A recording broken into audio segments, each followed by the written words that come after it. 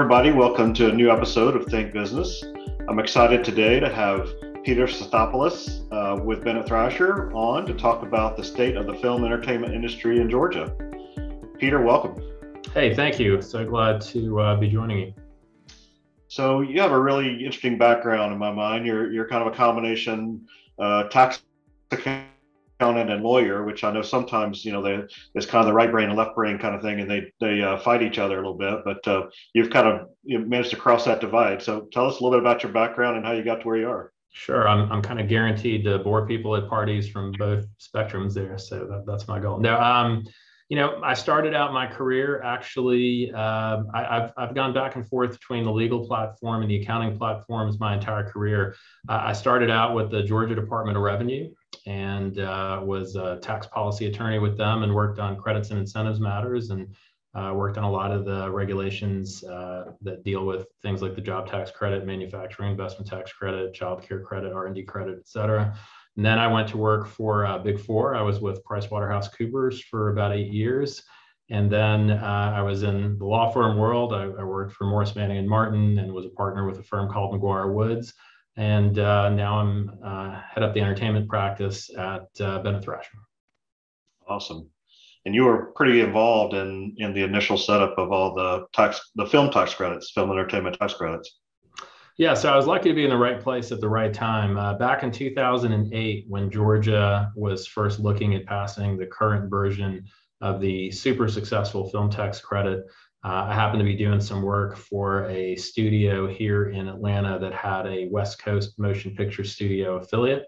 And they were kind enough to plug me into the West Coast affiliate, who plugged me into the Motion Picture Association and the member studios. So I kind of went from 0 to 100 and was helping draft portions of this legislation representing their interests.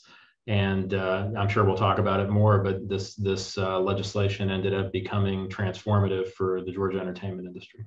Absolutely.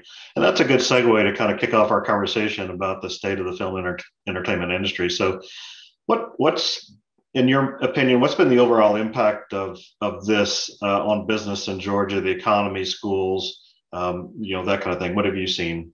Sure. I may be biased because I work in this industry, but I think it's just been an overwhelming success.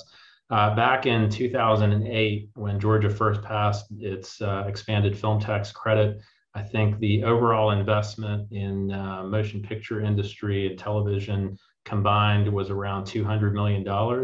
And then there was an AJC story recently and picked up by a couple other outlets that we had a record-setting year. This last year, direct expenditures by the entertainment industry exceeded $4 billion. So just an amazing ramp.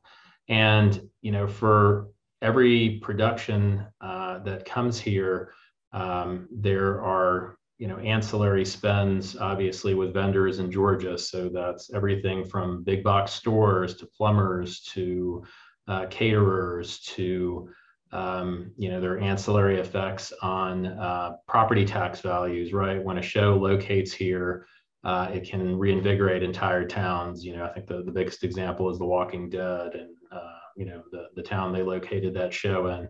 There are tourism benefits. There's worldwide tourism to Georgia now because of the multiple filming sites that are recognizable from all the productions and TV shows that are filmed here. And then finally, there are human capital flows. So Georgia has Masters in Fine Arts programs now at University of Georgia. We have the Creative Media Institute at Georgia State.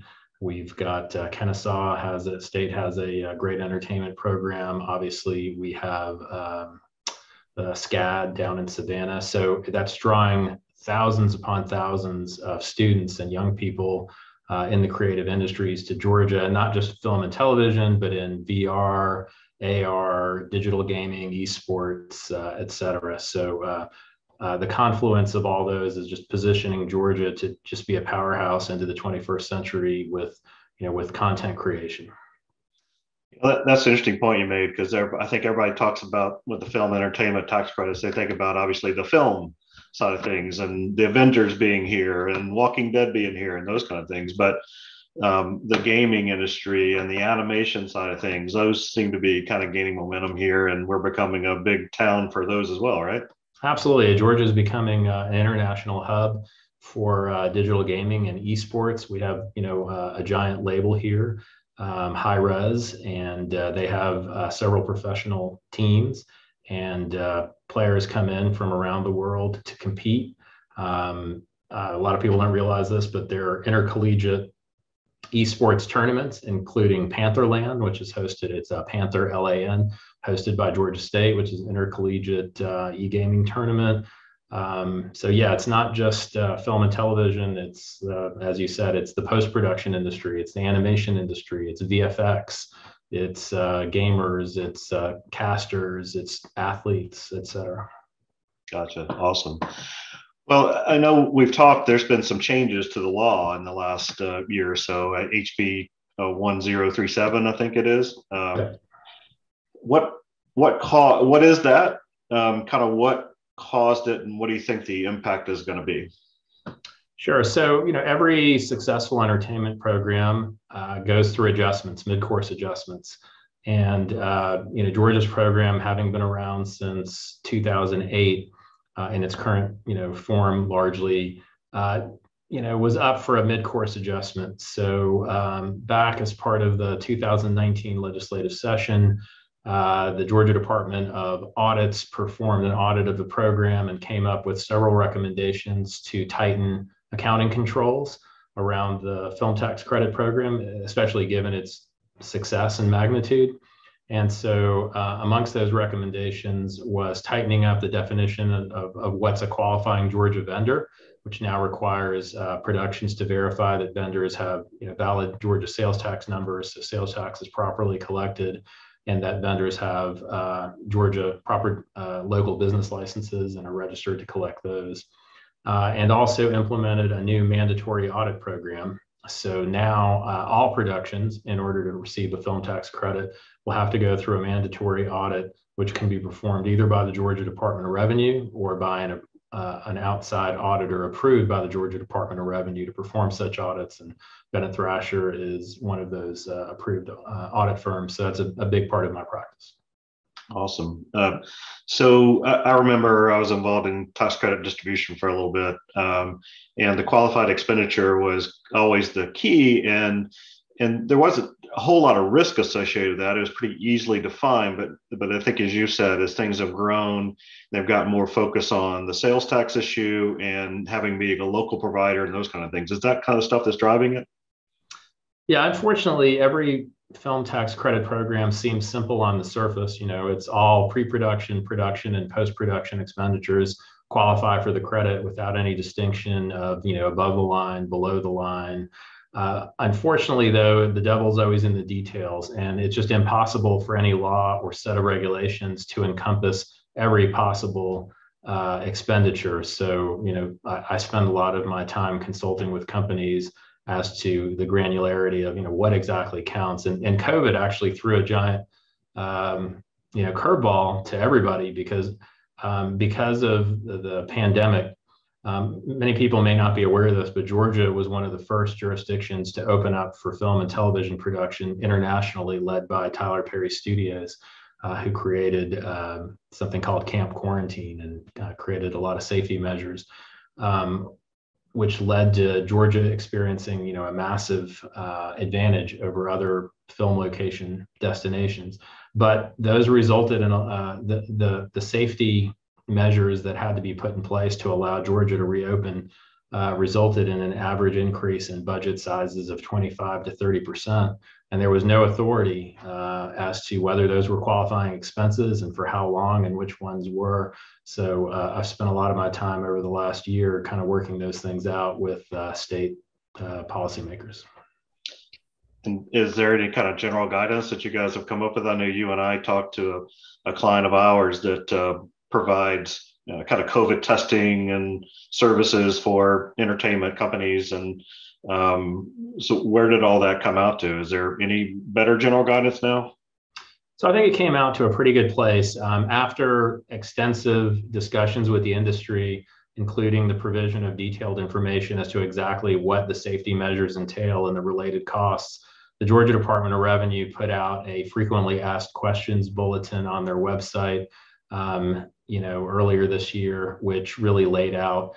Basically, it was fairly expansive and laid out that any COVID-related measure that is required by federal, state, or local provisions, including union requirements, was generally deemed to be a qualified expenditure. Now, that being said, recently the Department of Revenue a few days ago put out an updated FAQ, which clarified that given that Georgia has now lifted all emergency measures, and then there are no longer any business restrictions, that for any production that hadn't already incurred principal photography expenditures prior to August 1st, going forward, productions will not be able to claim COVID expenses as qualified production expenses for purposes of the film credit.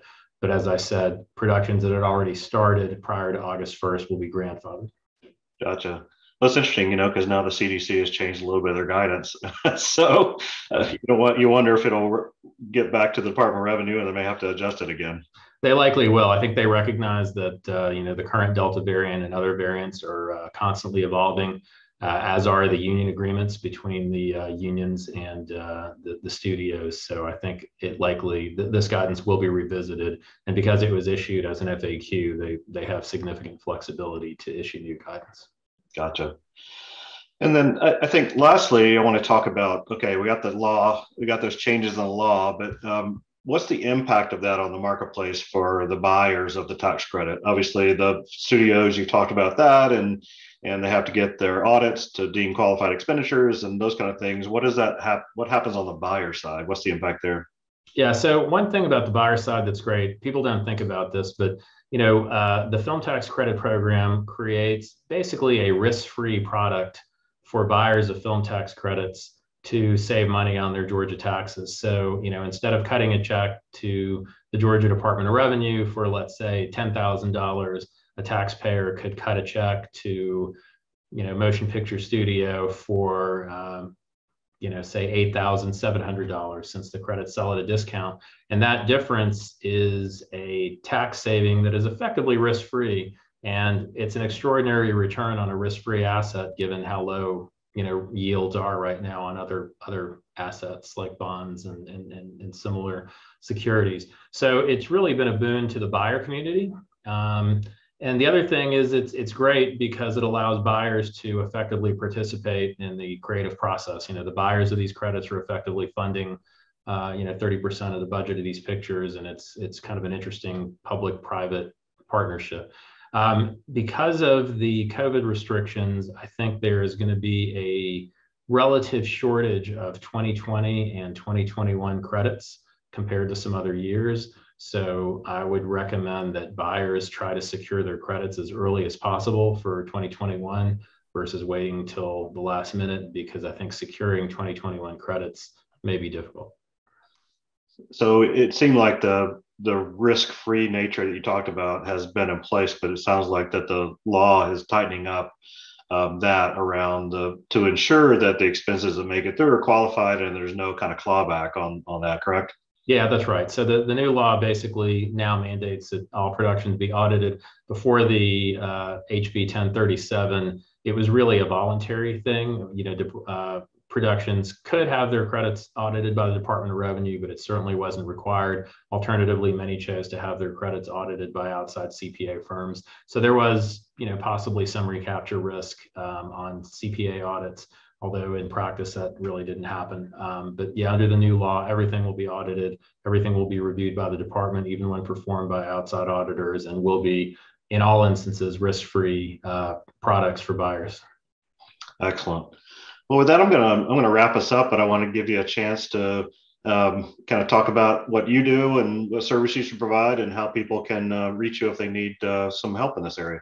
Yeah, I appreciate it. So our practice, the entertainment practice of Bennett Thrasher, primarily represents motion picture studios, television companies, cable companies, streaming platforms, who come to Georgia to make productions, as well as digital gaming companies, and to a lesser extent, esports athletes. We provide tax consulting services, especially around production incentives.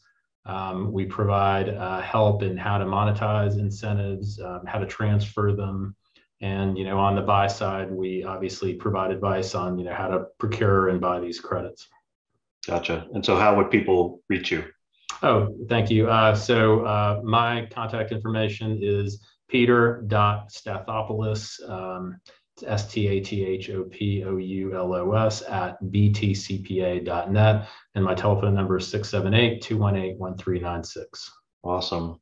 Well, thanks, Peter, for joining us. This has been great, and I know that obviously there's a lot of interest in this space, both on the supplier side and the buyer side. So I know you guys have been really busy during these past few months and probably past few years, getting all this stuff taken care of. So thank you for being a guest here.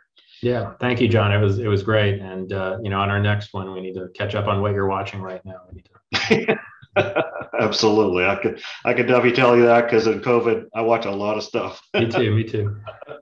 So anyway, that wraps up today's Think Business episode. Thank you for joining and listening in, and we hope you have a wonderful day. If you have other questions, thoughts, comments, you can reach me at John Yeager, john.yeager@btcpa.net. And happy to answer those questions and look forward to future conversations. Everybody have a great day. Thank you.